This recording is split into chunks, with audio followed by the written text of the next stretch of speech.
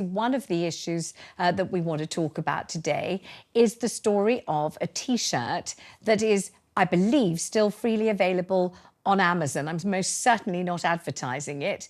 Maybe you will explain and describe for everybody why this is a story today.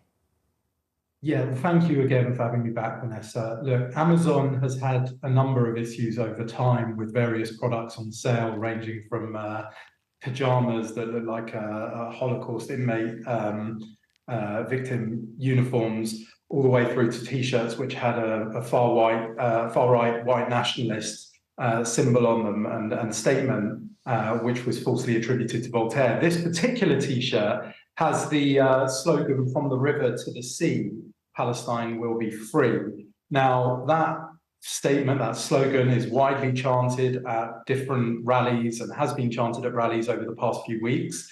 It will have different interpretations for the different people that chant it, but certainly one of the interpretations is a violent, genocidal interpretation, and that is that between the Mediterranean Sea and the Jordan River, the land will be free of Jews. For me, if I were making a chant or voicing a chant at a rally, I would want to be certain that the chant that I was using was clear of any genocidal intent.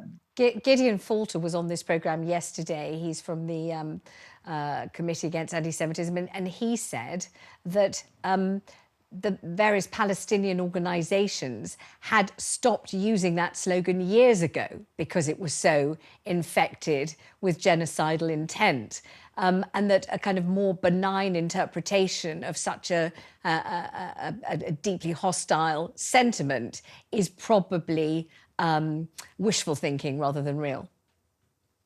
Yeah, certainly. I mean, I think since the events of the 7th of October with Hamas's brutal, barbaric attack on a number of Israeli citizens and others, the landscape has changed. So I think that the use of that kind of slogan now has a different meaning to what it might have done before then.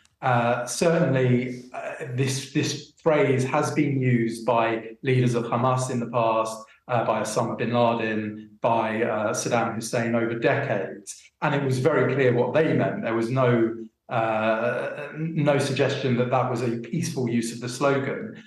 So I think far better that people find other slogans. And so far as Amazon's concerned, their policies do update. We've engaged with Amazon over a very long time, and I'm sure this will be one of the things that we no doubt discuss with them. All right. Well, I mean, we have effectively a non-statement statement. An Amazon spokesperson declined to comment when approached by Newsweek, saying these products do not contravene our policies, which prohibit the sale of products that promote, incite or glorify hatred, violence, racial, sexual or religious intolerance. So at the moment, that product, I'm assuming, is still available.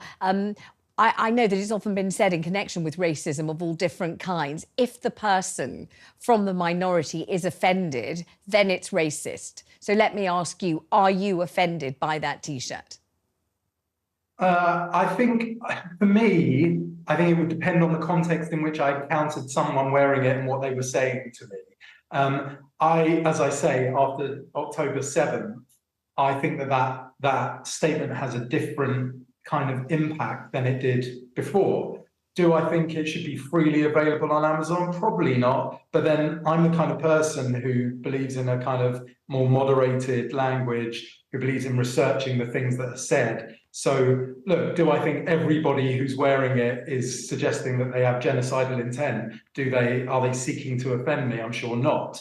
Might I be offended in a particular circumstance? I'm sure that could be the case. Are you, Danny, you're from the Antisemitism Trust.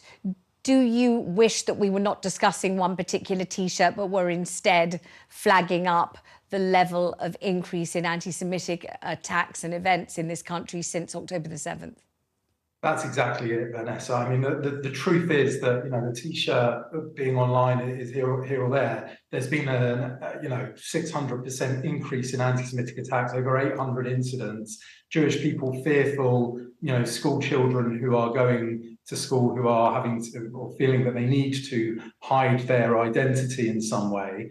That's a real problem. What we have here is an issue around the level of discourse, the way in which public figures, politicians, can be working to try and ensure better community cohesion, the language that we're using, the way that we can try and bring people together. That's where I'd like to be taking this conversation to, because at the moment, the heat and the toxicity of that conversation is leading to attacks on Jews on our streets, and that is no good. So I will be continuing to work with MPs and others to try and ensure that we can start to bring people together and have that wider focus on policing, on community cohesion and moving forward. Danny Stone, thank you very much indeed for joining us.